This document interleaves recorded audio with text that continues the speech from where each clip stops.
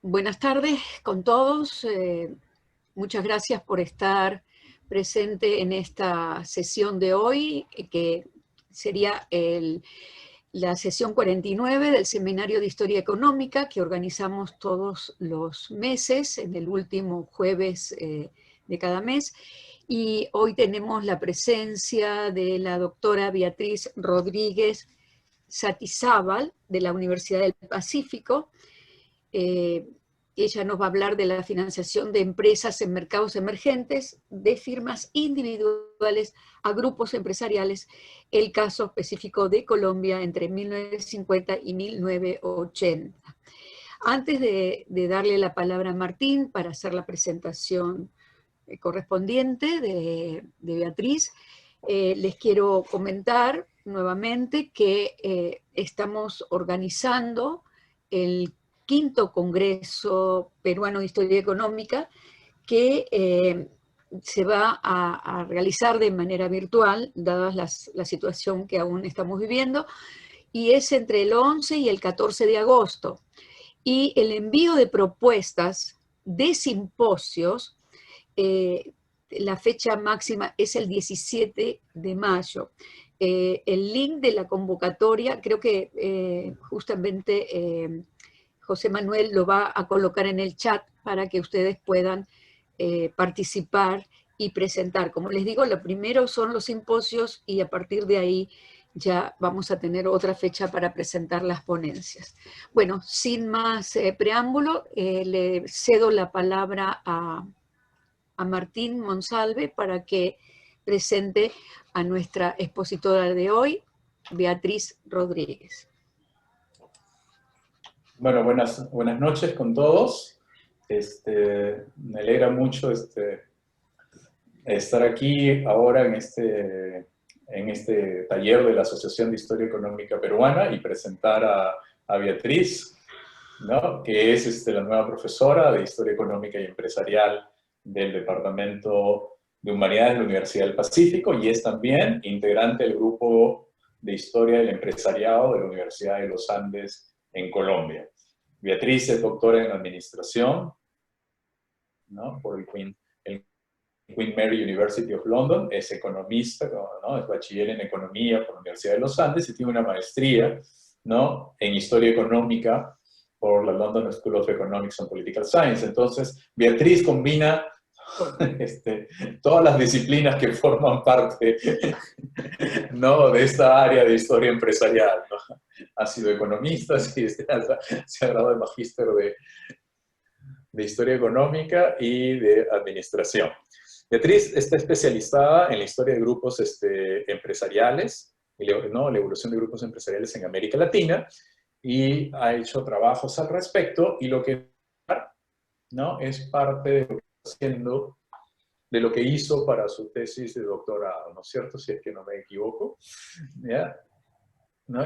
Y entonces va a ser un gusto tener aquí a Beatriz, esperemos que pronto pueda ser miembro de nuestra asociación, ¿no? Y participar en nuestros eventos. Bienvenida, Beatriz. Entonces, el micrófono es tuyo.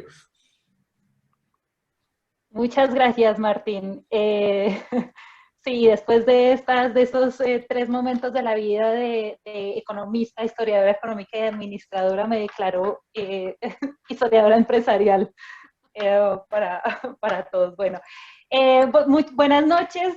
Muchísimas gracias a la Asociación Peruana de Historia Económica por abrir este espacio para presentar los resultados de mi investigación doctoral ante la comunidad académica a la que estoy vinculada desde marzo. Como ya escucharon, aún estoy por llegar a Lima. Especialmente muchas gracias a Cristina Maceo, a Martín Monsalve y a José Manuel Carrasco por animarme a presentar y difundir y la labor que han hecho de difusión de este evento que ha sido inmensa, y por traer a este público de casi 30 participantes que incluyen a quienes me han apoyado siempre en este empeño de investigar los grupos empresariales colombianos y a otros con quienes espero podamos compartir ideas en el futuro próximo.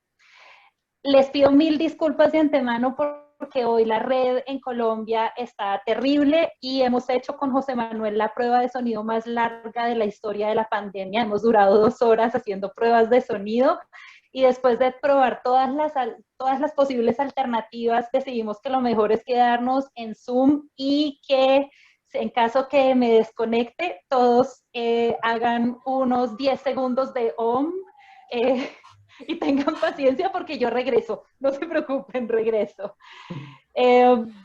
Bueno, antes de entrar en los detalles de esta investigación, me gustaría primero un poco transportarlos virtualmente, como es la moda de este año, a Colombia a principios de la década de los 80.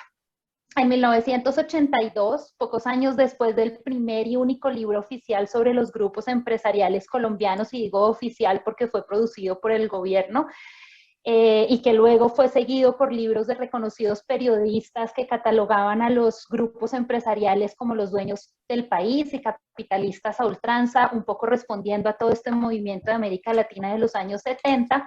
Las noticias al iniciar la década de los 80, las noticias de actualidad económica y empresarial, se llenaron de informes tanto sobre la crisis de la deuda latinoamericana como sobre la intervención del gobierno colombiano en el sector bancario. Específicamente, los titulares se referían al cierre de un importante grupo financiero recientemente consolidado que estaba usando los ahorros de sus clientes para comprar acciones de las grandes empresas manufactureras propiedad de otros grandes grupos. Alentados por la bonanza cafetera, ciudades en expansión y reformas financieras, en los años entre 1950 y 1980 vieron la formación de un número creciente de grupos empresariales y la consolidación de una red de propiedad que persiste aún hoy en la actualidad. Sin embargo, la evolución de los grupos entre 1950 y 1980 sigue siendo un tema relativamente inexplorado, y se ha hecho énfasis en los 4 grupos empresariales más grandes. Se han escrito muy buenos casos de estudio y libros sobre las estrategias de algunos de ellos, entre ellos los libros sobre la Fundación Social de autoría de Carlos Dávila, que está hoy aquí, libros conmemorativos sobre las empresas principales y medidas sobre su reacción a la apertura económica, es decir, trabajos posteriores a 1990. Hasta la fecha, la perspectiva histórica sobre su relación con el sistema financiero, en este caso, en este periodo, un sistema financiero aún en evolución, no había sido objeto de estudio. Y aquí es en donde mi investigación encontró un espacio para desarrollarse bajo la perspectiva de historia empresarial, acompañada por la formación a tercios, como ya lo dijo Martín, de economista, historiadora económica y administradora. La historia empresarial lo tiene todo: la revisión de literatura, el uso de archivos de empresas en las superintendencias, los datos de las bolsas de valores provenientes de las revistas del Banco de la República y, por supuesto, la evaluadora que tuve en la sustentación. Además, utilicé una fuente que aún puede ser muchísimo más explorada, que es los periódicos y revistas tanto de medios de comunicación privados como de entidades oficiales del Estado. De administración y de historia económica tiene la identificación del contexto y el modelo econométrico con el que cerraré esta presentación, que es lo que quedó de mi formación como administradora en el doctorado. Perdón, me moví mi diapositiva antes. A grandes rasgos, y esta es la estructura de mi tesis, lo que ven allí en la imagen, la tesis ofrece una interpretación del auge de los grupos colombianos durante la segunda mitad del siglo XX. Las explicaciones anteriores a este trabajo habían incluido la persistencia del patrón tradicional de asociación entre empresarios colombianos para reducir el riesgo y la incertidumbre, la importancia relativa de algunas familias poderosas mezcladas con acuerdos de cartelización para proteger las industrias regionales a mediados de la década de 1970 y una ola de fusiones y adquisiciones de finales de la década de 1980. Esta investigación, por el contrario, se basa en la literatura internacional para interpretar el aumento en el número de los grupos empresariales. De 4 identificados en 1950 pasamos a 25 en 1980, como resultado del progresivo crecimiento de las familias emprendedoras, quienes fortalecieron sus actividades económicas, aumentando la creación y adquisición de empresas en diferentes industrias, y esto ligado durante estos años a inversiones en instituciones financieras, que resultaron en la formación de mercados internos de capital y la colonización del mercado de capitales como respuesta a las restricciones que había. Para llegar a estas conclusiones me hice 4 preguntas que las ven allí señaladas. La primera, ¿cómo construir una tipología de grupos empresariales? Realmente esa es la pregunta 0 porque es la metodológica.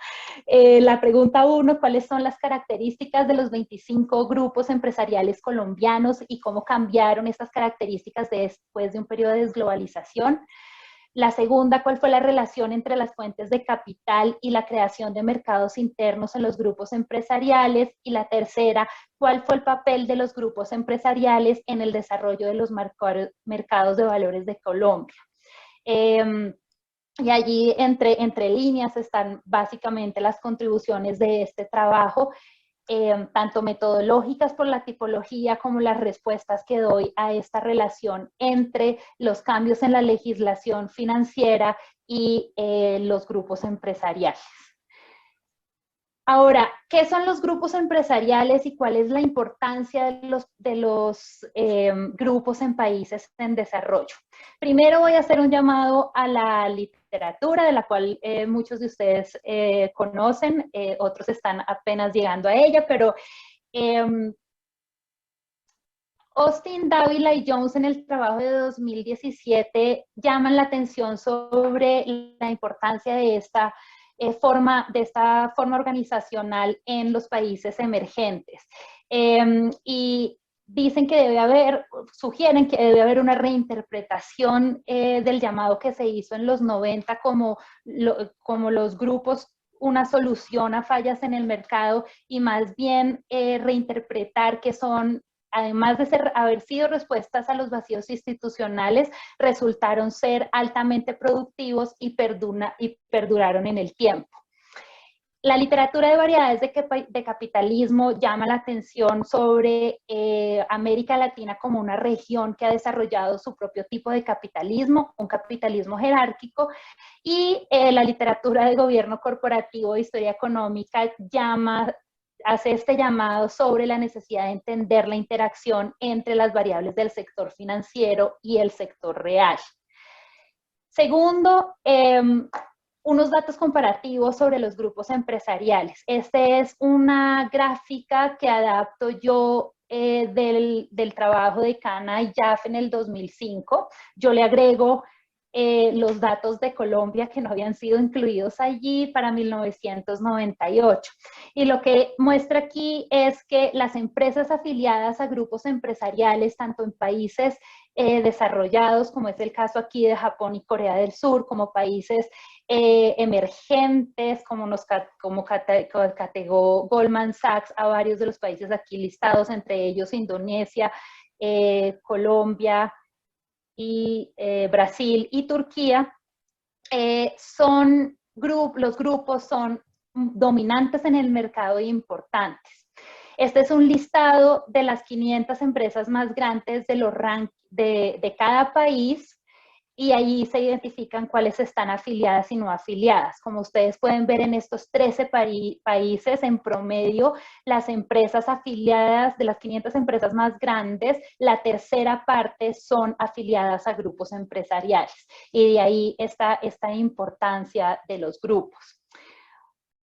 Para ubicarnos un poco sobre de qué estoy hablando, de qué animal estoy hablando de los grupos empresariales, y rápidamente voy a explicar qué es un grupo empresarial.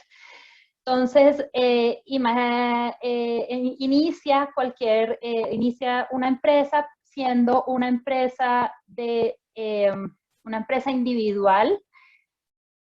Permítanme un segundo. No, José Manuel, no me salen las funciones de dibujar. Ok, bueno, no dibujo. Una empresa individual que tiene su propia sombrilla legal, sociedad anónima o limitada o por comandita simple, que tiene un último propietario que es un empresario o una familia empresarial. Cuando la empresa empieza a crecer, tiene dos opciones. La primera de ellas, que es la más común en los países desarrollados y que es la que denominó Chandler como la gran corporación, la empresa crece, diversifica su portafolio, pero las inversiones siguen bajo la misma sombrilla legal, pero se divide en departamentos cada uno de los diferentes sectores en los que invierte. Esa sería la forma en la que se habla de la gran corporación chandleriana. Sin embargo, Williamson identifica en su trabajo que los grupos empresariales como una forma organizacional híbrida. Ya Lev en los años 70 había hablado de esta forma en América Latina, y luego Granovetter en posteriores trabajos en los 80s y en los 90 vuelve a mencionar esta figura. Entonces, ¿qué ocurre en esta figura? Existe la empresa inicialmente creada, pero entonces empieza a diversificar comprando empresas en otros sectores. Pero cada empresa se mantiene bajo su independiente y bajo su única forma legal. Es decir, podemos tener una empresa que es sociedad anónima, otra que es limitada, otra que es sociedad en comandita simple, pero las une el hecho de que tienen el mismo propietario. Y esto es a lo que yo me refiero cuando estoy hablando de grupos empresariales, y es la figura que domina los mercados de América Latina. Aquí también es un paso sobre las estructuras.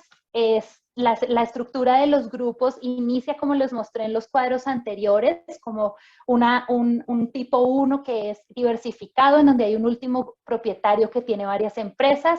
Luego se pasa al tipo piramidal, que es el que más se ha estudiado en la literatura financiera, donde hay un último propietario, pero que maneja a través de una holding otras empresas. Luego un tipo de red, que solo se ha llegado a este punto en el caso de Japón y de Corea, siendo el ejemplo más vivaz el de Samsung. Y en el caso colombiano, el grupo empresarial antioqueño en algunas de sus matrices es el que está más cercano a esta estructura de tipo red, en donde no hay personas naturales propietarias, sino que todas son personas jurídicas. Es decir, las empresas son dueñas de empresas. El más común en Colombia y en América Latina por los trabajos que he leído de Argentina, Perú y México, la más común es esta, es una mezcla entre el tipo 1 y el tipo 2, en donde hay un último propietario que para algunos sectores tiene una holding y para otros sencillamente tiene diversificación en otras empresas. Ahora, los grupos empresariales en América Latina han desatado un renovado interés en las últimas décadas, especialmente desde el inicio de la segunda fase de globalización. Se convirtieron en los líderes de la internacionalización, sobre todo posterior al año 2000.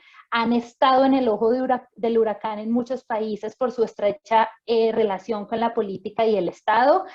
Para mencionar un caso, Odebrecht, o lo que ocurrió en Colombia con la construcción de infraestructura. Y contrario a lo que se ha observado en los países desarrollados, se fortalecieron y crecieron aceleradamente.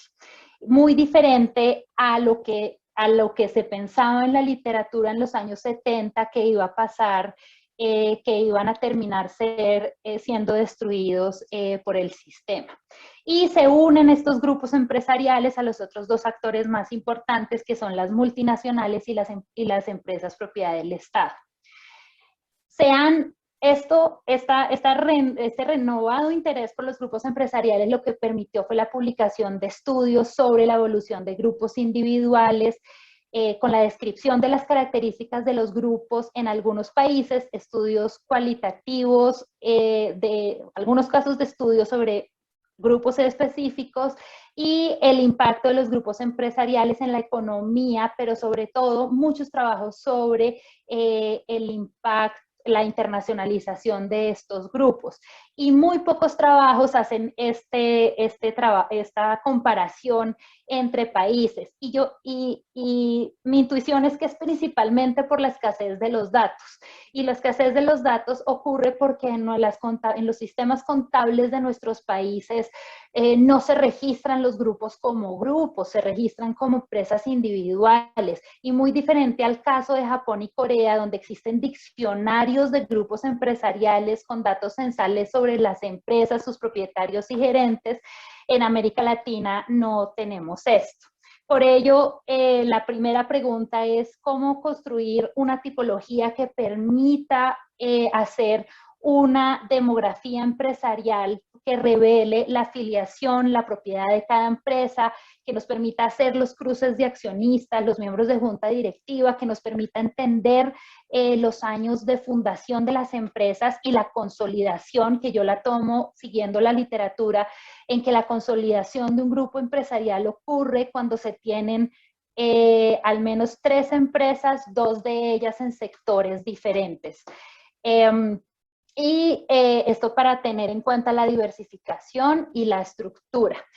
Y por eso lo que yo estoy proponiendo, y que espero que sea una propuesta para animar a otros investigadores de América Latina a unirse a la tarea, es que debemos siempre pensar los grupos en 2 niveles, las empresas afiliadas y el nivel agregado de grupo, y pensar en estas dimensiones: fundación y consolidación, tamaño, estructura, propiedad y control, diversificación de producto y geográfica, que le suma además a ello la estrategia de internacionalización, financiación, y que pensemos cómo vamos a medir el contexto, ayudándonos de los trabajos que ya hay de historia económica y de economía, y la relación con la política y el Estado, que es una relación que está muy cercana bueno, que es muy cercana, no, que es lo que se llama en la literatura el crony capitalism.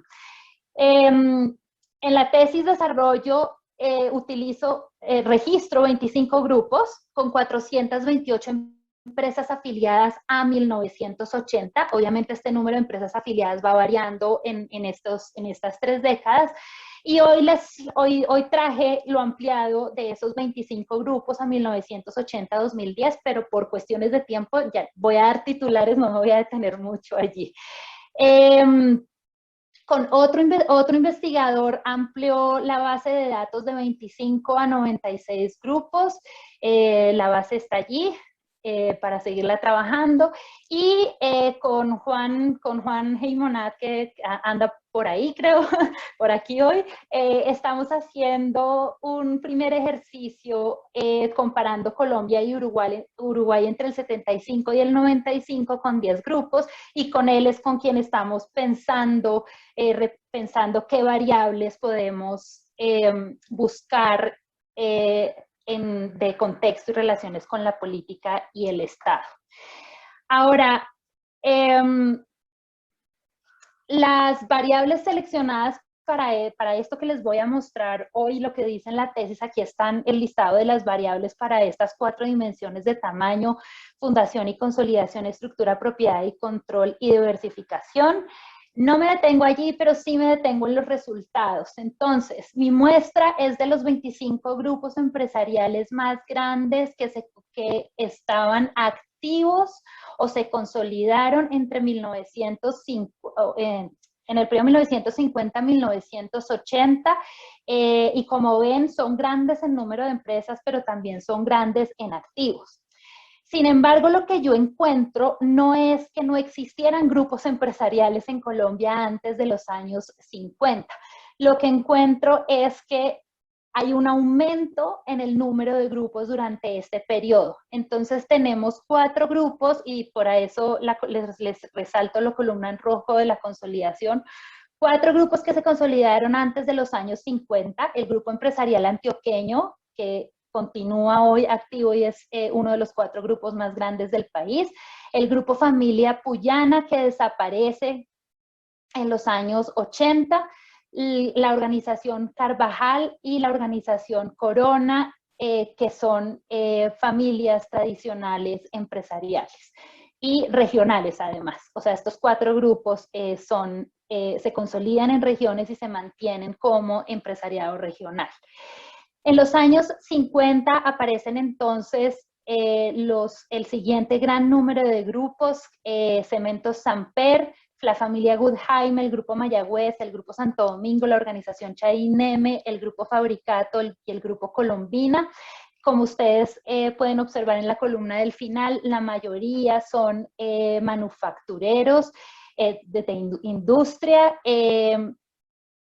y excepto por el caso de la organización Chaineme, que es un caso muy interesante porque además de manufactura hacen distribución y comercio de partes de vehículos y de vehículos. Luego en los años 60 es una década muy importante porque aparecen los grupos financieros, es decir, los grupos que no tienen inversiones iniciales en la industria, sus inversiones iniciales son en instituciones financieras. Entonces aparecen el Grupo Bolívar, el Grupo Gran Colombiano y el Grupo Gilinski. Y estos son grupos, con excepción del Grupo Gran Colombiano, que se mantienen hoy en día. El Grupo Gran Colombiano termina en los años 80 y fue con el que inicié el viaje hacia esa década. Luego, en los años 70 se consolidan el otro gran grupo colombiano, que es el Grupo Ardila Lule. Se consolidan 2 grupos financieros más y otro comercial, otro de distribución, que es el Grupo Casa Toro. Y se constituye también la organización Sarmiento Angulo, que inicia en el sector construcción, pero luego se mueve y se consolida como uno de los grandes jugadores del sector financiero. Cabe resaltar aquí también en esta imagen que las empresas, que hay grupos que iniciaron, cuya empresa insignia fue fundada antes del inicio del siglo XX. Está la organización Corona, está el Grupo Santo Domingo, que Bavaria fue fundada por Leo Kopp, un gran empresario inmigrante colombiano, pero que luego es adquirida por el Grupo Santo Domingo y se constituye en la empresa insignia del grupo. Y estos son algunos casos para resaltar. Y como ustedes pueden ver aquí, la mayoría de las empresas insignia de los grupos fueron fundadas por las mismas familias que hoy son dueñas de los grupos. Y esto es para darles una perspectiva de los 25 grupos que estudio y que identifico en mi trabajo, y por eso la tipología se convirtió en un ejercicio muy importante, porque fue una labor de recolección de fuentes, de identificar cuál empresa estaba en qué grupo, y por ello se pueden sacar todas estas características presentadas aquí. El importante aquí, y por eso el llamado que hice arriba al tipo legal de las empresas, la mayoría de las empresas se mantienen con sociedad anónima.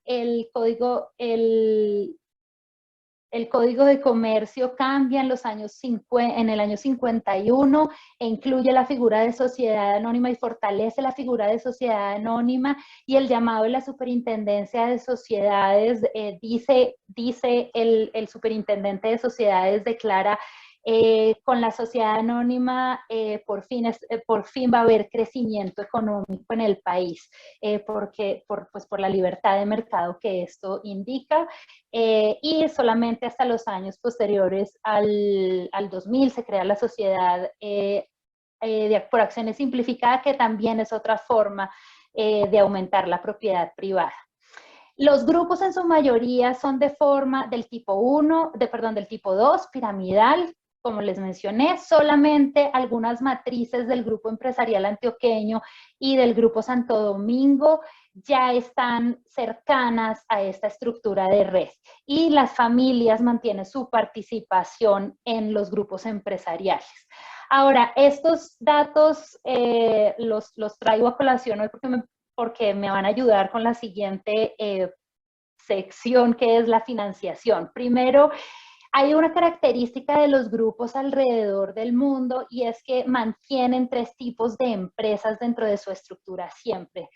Uno, la empresa insignia, es decir, la empresa fundadora, se mantiene dentro de los grupos. 2, se incluye siempre una empresa comercial, ya sea de distribución nacional o una comercializadora internacional, que es por donde inician a tener su contacto, su salida al mercado extranjero, y los fondos de inversión. En el caso colombiano, los fondos de inversión son muy importantes durante este periodo porque se convierten en los canales para mover los flujos de capital que vienen de la banca privada, de la bolsa de valores. Entonces los fondos de inversión se forman, a través de ellos se crean empresas fantasma, es decir, se empiezan a crear en este periodo empresas que aparecen en un sector en particular, duran un año registradas sin presentar resultados contables y luego a los años desaparecen. Y esto se hace a través de los fondos de inversión. Bavaria, o sea, el Grupo Santo Domingo llegó a tener en este periodo, llegó a tener entre abrir y cerrar fondos de inversión, llegó a tener 24 fondos de inversión. Ahora, encontré en este ejercicio de mirar en qué sector estaban las inversiones una característica, y es que encontré inversiones de grupos en sector construcción, la mayoría de ellos relacionados con los grupos financieros que fundaron corporaciones de ahorro y vivienda, pero también con otros grupos que entran en ese sector a mediados de los años 70. Transporte es otro sector en el que hay inversión de algunos de estos grupos. Publicidad, desde mediados de los años 70 empiezan a aparecer empresas de publicidad en los grupos, y a finales ya de la década de los 70, empresas de tecnología, y las empresas de tecnología, se aumenta el número de empresas de tecnología en los grupos en los años 90, sobre todo aquellas que les prestan servicios de outsourcing a otras empresas del país en cosas como software contable o software de recursos humanos.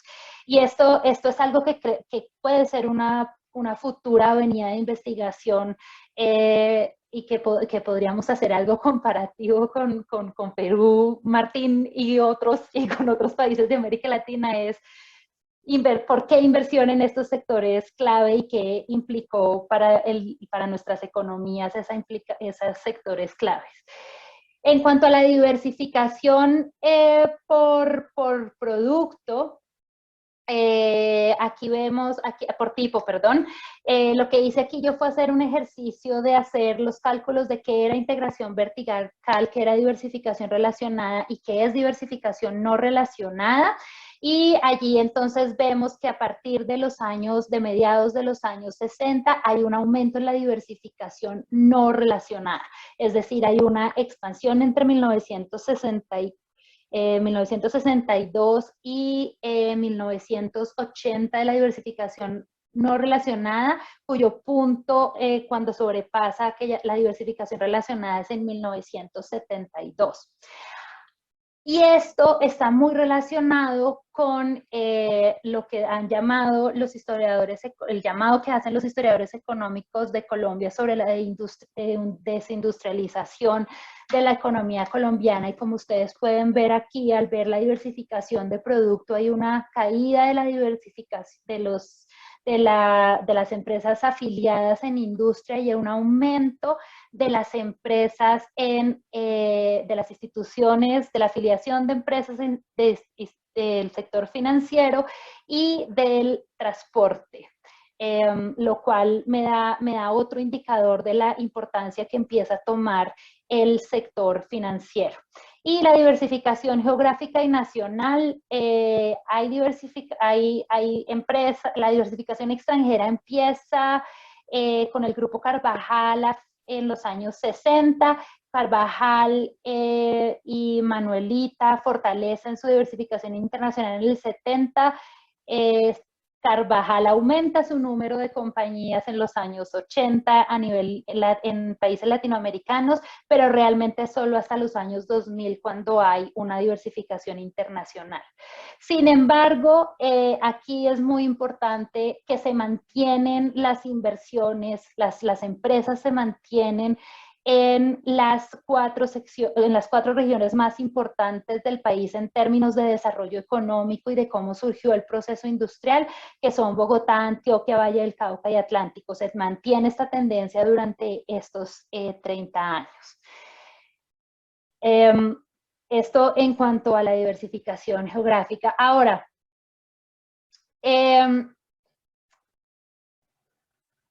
parafraseando al presidente de un grupo financiero, dice él, las reformas financieras y los cambios en la legislación sobre los usos del crédito se hicieron casi sin control, y esto permitió aumentar la liquidez en el mercado, dándonos a las empresas, y enfatiza a las empresas más grandes, la oportunidad de invertir en otros sectores mientras continuábamos aumentando el tamaño de nuestra empresa insignia.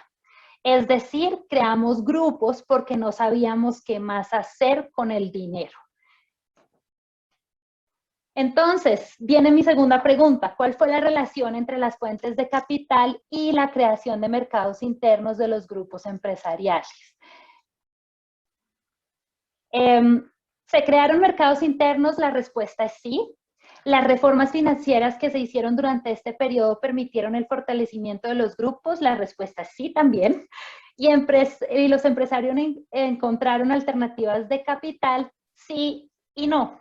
Y ya les voy a explicar por qué. Entonces, hay evidencia sobre la creación de mercados internos de capital para financiar actividades.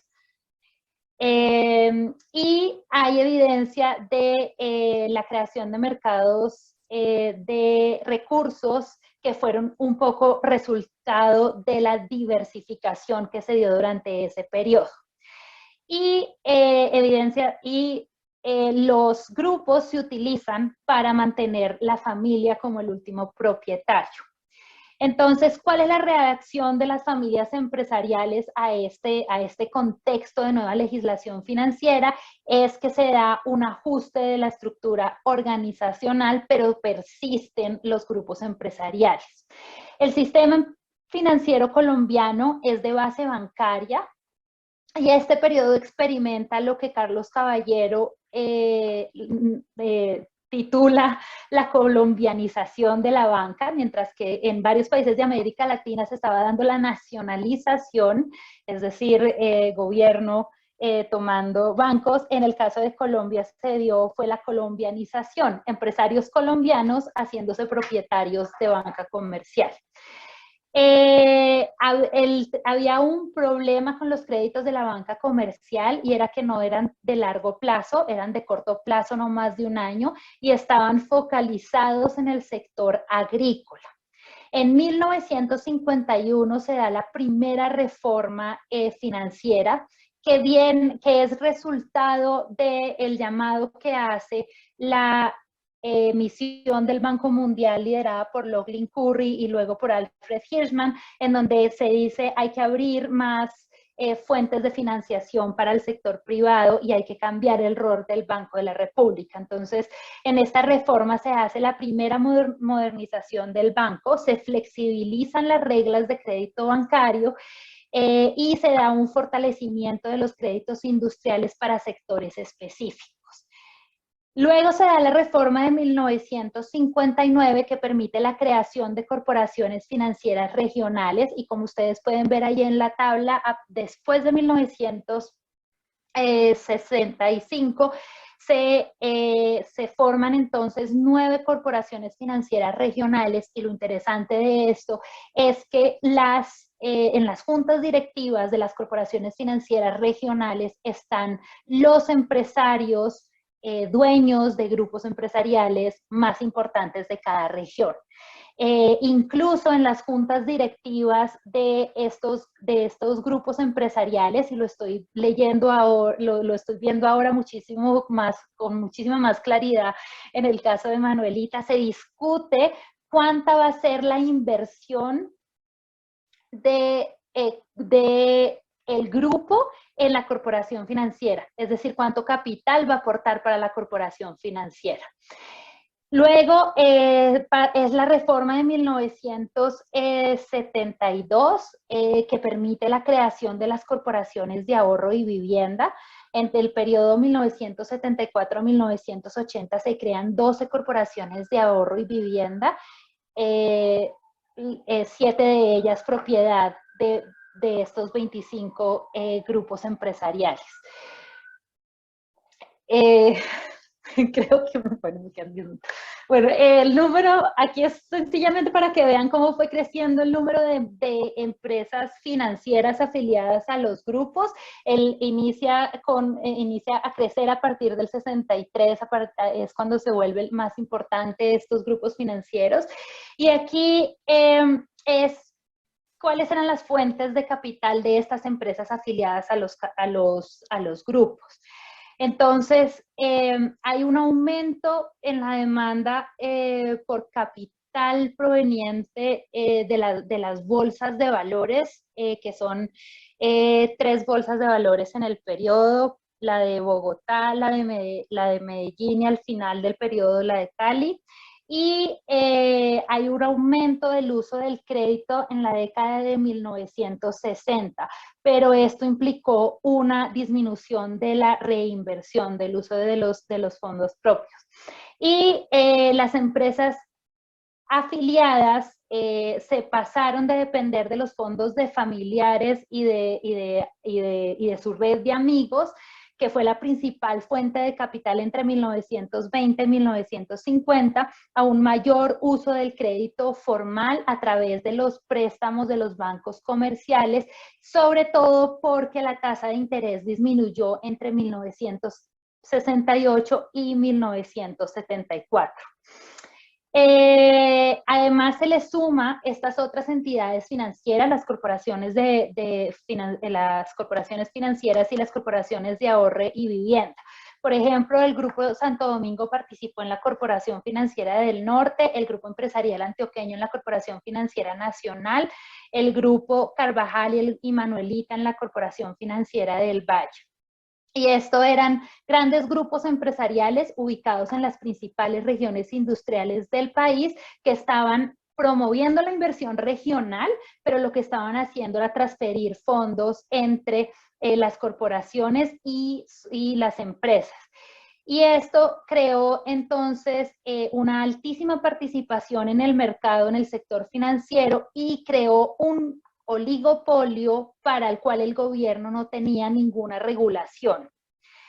Además, como ustedes pueden ver, el uso de acciones de capital accionario se multiplicó entre 1959 y 1965, y esto se da atado a un aumento de la afiliación grupal. El valor de las empresas, de las acciones emitidas por las empresas afiliadas de los grupos más grandes aumentó constantemente, y esto se convirtió tal vez en la forma de más eficaz los ahorros para la inversión. Los grupos empezaron a tener inversión cruzada entre grupos. Por ejemplo, la organización Ardila Lule compró el 51% de las acciones de Coltejera al Grupo Empresarial Antioqueño para luego venderles un porcentaje del Banco Industrial Antioqueño, redistribuyendo así la propiedad y el poder de mercado de 2 industrias textiles y banca comercial. Obviamente los medios de comunicación lo leyeron como una gran lucha de poderes entre Ardila Lule y el Grupo Empresarial Antioqueño, pero realmente a carta blanca fue una transacción comercial para distribuir monopolio de cada uno de esos mercados. Las fuentes externas proporcionaron el 73% del capital total, mientras que la reinversión interna proporcionó solo el 27%.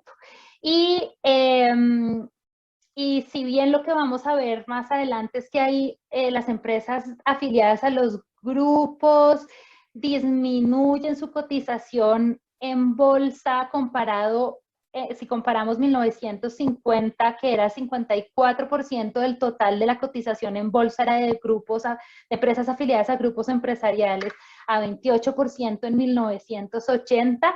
Esto en términos prácticos significó que este 28% durante este periodo, que las empresas afiliadas a grupos que cotizaban en bolsa eran las que más activamente tenían transacciones en la bolsa. Aquí, entonces, este es un cuadro donde muestro los grupos empresariales no financieros que ya para finales de 1900, que ya para finales de la década de los 70 tenían holdings en sectores importantes: cementos, chocolates, alimentos, bebidas alcohólicas, aviación y textiles, y bebidas gaseosas. Y aquí lo que podemos ver es que aquí es cuando vemos la creación de mercados internos de capital que permitieron la asignación de todo este flujo de dinero entre las empresas del grupo. Entonces, se dinamiza la estructura organizacional porque se pasa del tipo 1 diversificado a empezar a tener holdings, y estas holdings capturan estas fuentes de capital y las transfieren a través del mercado interno a las otras empresas medianas y pequeñas. Y esto les permite el control de empresas afiliadas a través de los fondos de inversiones que pasan a ser parte de las juntas directivas y de la administración de estas empresas. Y esto pues se le suma que se empiezan a sentar miembros de las juntas directivas del sector industrial en instituciones financieras. Y aquí esto es lo que les muestro en este cuadro: el número de grupos con al menos un miembro en la junta directiva de una institución financiera aumentó de 7 en 1955 a 18 en 1975. Las juntas directivas entrelazadas o interlocking directorate se convirtieron en una característica muy común después de mediados de la década de 1960, cuando más del 50% de las empresas afiliadas a los grupos tenían miembros comunes en el consejo de administración de ambos sectores. La mayoría de las firmas afiliadas a grupos más grandes tenían al menos 2 miembros comunes en las juntas directivas de todas las instituciones financieras que mencioné anteriormente, y se da rápidamente un crecimiento de la red de propiedad entre 1972 y 1978, cuando los grupos aumentaron esta participación cruzada. Solamente hay unos pocos casos, solamente hay unos pocos casos donde los grupos no financieros se mantuvieron alejados de las juntas directivas y no participaron en juntas del sector financiero, que son principalmente la familia Puyana, que desaparece, como les dije, en los años 80, y el grupo Fabricato. Se crean aquí en este periodo las entidades de propósito especial, que es como se llaman ahora en la literatura por el caso de Enron. Mi coloquialismo es empresas fantasma, porque se crean estas entidades de propósito especial que lo que hacen es que tienen una figura legal cercana a los fondos de inversión, pero como los decía, se crean para canalizar recursos de la banca comercial o de la banca estatal para la creación de empresas en industrias específicas. Se crearon en total 35 entidades de propósito especial que estaban afiliadas a 16 grupos empresariales, principalmente entre 1965 y 1975. El número creció de 18 entidades de propósito especial en 1965 a 35 en 1975. Y en los casos del Grupo Santo Domingo, la organización Ardila Lule, el Grupo Gran Colombiano, Cadenalco y el Grupo Inversiones Mundial, la empresa insignia del grupo, es decir, la empresa más grande, nunca estuvo endeudada durante el periodo. Las empresas que se endeudaban eran las entidades de propósito especial y se endeudaban para cubrir valores de las inversiones de estos grupos en otros sectores como construcción, textiles, alimentos, productos de limpieza y químicos, solo para nombrar algunos. Entonces, y esta empresa canalizaba a la empresa, las entidades de propósito especial canalizaban a la empresa insignia para que la empresa insignia pudiera reinvertir y continuar crecimiento. Como resultado de esto, entonces hay una captura de las instituciones financieras y la relación entre las fuentes externas y los grupos empresariales se convirtió en una relación de confianza porque finalmente siempre se tenía la empresa insignia ganando utilidades y para cubrir la deuda en caso de que fuera necesario. A diferencia, creo que me quedan 5 minutos. ¿Sí? Bueno, voy a ir rápido entonces. Bien, Beatriz, ¿Dime? o sea, no hay ningún problema, no, más bien de tiempo. No. Ok, bueno, ya me queda poco. A diferencia de los países desarrollados, donde es muy común tener acciones como una inversión a largo plazo y como una forma de incrementar el ahorro, en el caso de Colombia era, en ese periodo, y sigue siendo muy inusual comprar acciones en la bolsa de valores. Entre 1950 y 1980, el mercado de valores colombiano fue evolucionando lentamente, explicado en gran parte por esta situación que describe, que describe el director del Banco de la República en 1952. Hasta 1961 solo existía una bolsa de valores en Colombia, la de Bogotá, que se fundó en 1929. En 1961 se fundó la Bolsa de Valores de Medellín y tardíamente en el periodo se funda la de Cali. Esto entonces me lleva a la tercera pregunta de cuál fue el papel de los grupos empresariales en el desarrollo de los mercados de valores de Colombia. Aquí ven el número total de empresas que cotizan en bolsa por sector. Y la mayoría, como ustedes pueden ver, son de actividades económicas tradicionales como manufactura, alimentos y bebidas y textiles. Sin embargo, a partir de 1970 hay unos cambios importantes.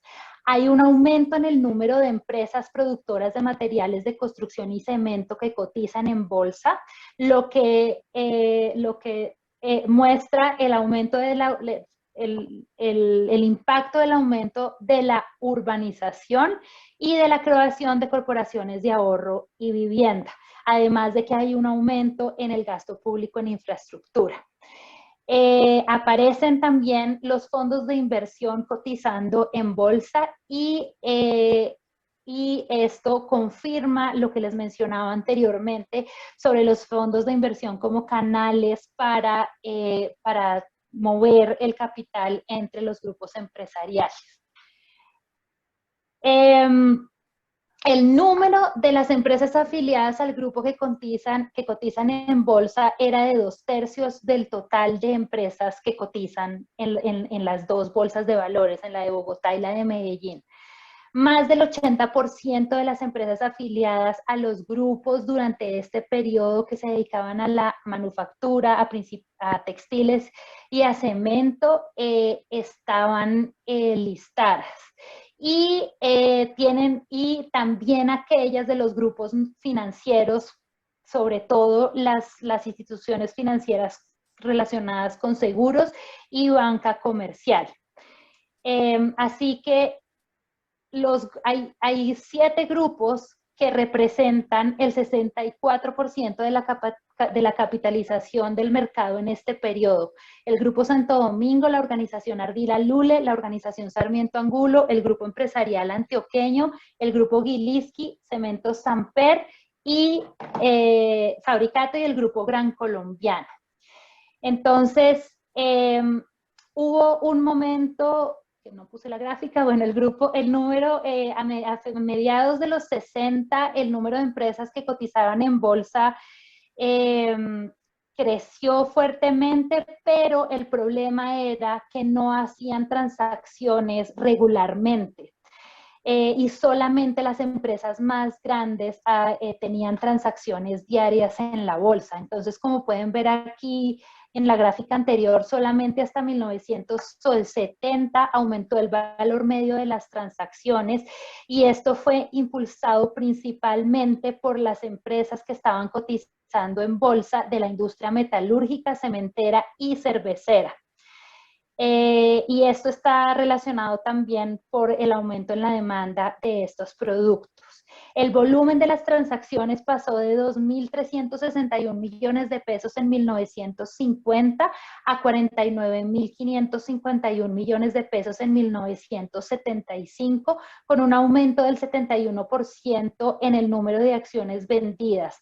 Sin embargo, esto no produjo el impacto en el crecimiento del sector de la bolsa de valores. Ahora, aquí es donde viene el ejercicio de economista / administradora, y es el modelo para entender qué ocurre con los grupos empresariales, esta relación de los grupos empresariales con la bolsa de valores. Entonces, aquí tomo los 25 grupos empresariales con las 428 firmas afiliadas en 1975, y tomo algunos años benchmark entre 1950 y 1980, teniendo en cuenta la Bolsa de Valores de Bogotá y la Bolsa de Valores de Medellín. No, creo que no me alcanza el tiempo para ir en cada variable, pero en general lo que hago es tomar los datos sobre el volumen y el valor de las transacciones, el precio y el volumen de las acciones por empresa del banco que están registrados en el Banco de la República, y los años de referencia son el 55 y 1975. La variable independiente entonces es la capitalización del mercado, y lo que busca es la capitalización al final de años de los años de este periodo. Y utilizo las variables del tamaño de la empresa, los activos, el precio promedio por acción durante el año, el número de acciones transadas durante todo el periodo, si la empresa es o no de propiedad familiar y qué porcentaje de la propiedad accionaria es familiar, si está afiliada o no a un grupo, esta es la variable DOMI, y el promedio de transacciones por año. Y el resultado que obtengo es esto, primero con un modelo OLS, luego con un panel data de efectos fijos, y lo que encuentro es que los coeficientes para las transacciones promedio por empresa por año son negativos y significativos en ambas regresiones. Y esto confirma lo que se ha señalado en los casos de Turquía y Corea, de que la frecuencia de las transacciones de algunas empresas afiliadas a grupos empresariales es la que determina la capitalización del mercado. Y aunque me imagino que a los financistas que hay aquí, que veo a Bernardo y a Sergio, hasta les parece un resultado obvio, la realidad es que en el caso colombiano lo que está confirmando es que las firmas de los grupos listadas en bolsa eran las que impulsaban las transacciones en estos años. Y cuando aumentaba el número de transacciones promedio de estas empresas, había un impacto en la capitalización del mercado. Y esto podría ser una consecuencia del tunneling resultante de la estructura de grupos, pero también parece ser un indicador de la confianza de la población en las grandes empresas, es decir, en la reputación de empresas como Bavaria, como Avianca, como la Compañía Nacional de Chocolates. Y concluyo que es un indicador de la colonización del mercado de valores por parte de este pequeño grupo de empresas. Sobre todo, se transaban acciones de las empresas que estaban ubicadas en Bogotá y Medellín. Lo que entonces mostraba aún más la regionalización que estaban teniendo estos grupos durante este periodo. Los resultados también sugieren que los coeficientes para el tamaño de las empresas son positivos y significativos, lo que confirma lo que dije antes. Y definitivamente el tamaño en el caso colombiano es determinante para los cambios que hay en el número de transacciones en la bolsa de valores. Hay un punto aquí que abre una gran pregunta, y es por qué el aumento en el precio de las acciones, en el precio promedio de las acciones, reduce la capitalización del mercado. Debería ser al revés, debería ser que si aumenta el precio de las acciones, pues debería haber un aumento en la capitalización del mercado. Esto lo encontré también para el caso de Corea y de Turquía, y por eso la variable de familia, porque explica la cohesión de capital que hay entre las familias y la relación que hay en mantener el control sobre el capital, sobre el control y propiedad familiar. Y por eso creo que el resultado de esta colonización del mercado de la bolsa de valores, y creo es una mala palabra, por eso confirmo que la colonización que hacen las empresas de los grupos familiares a la bolsa de valores es lo que les permite tener más acceso, lo que les permite buscar más acceso a las fuentes externas para sus inversiones en lugar de emitir acciones, porque emitir acciones les implicaría aceptar accionistas minoritarios dentro de su ejercicio de control de propiedad. Sobre este punto, sobre este extraño resultado, estoy trabajando con un coautor en estamos, o sea, ya pasando de la tesis, haciendo este otro trabajo en donde vamos a considerar la bolsa de valores entre 1950 y 1990, y 1990, la bolsa de valores de Colombia se crea en el 2001, pero vamos a parar antes de la apertura, para seguir indagando por qué, o sea, si realmente es tan importante la afiliación de las empresas listadas en los grupos empresariales y realmente el capital familiar o sea, mantener la cohesión familiar se refleja en las transacciones en bolsa.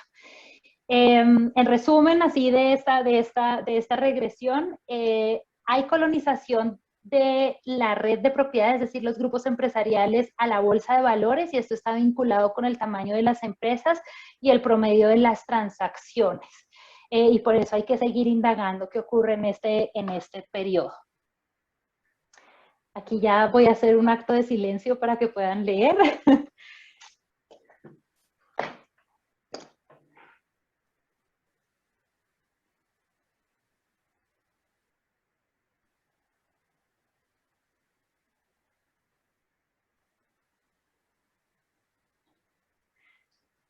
Muchas gracias y bienvenidas todas las preguntas y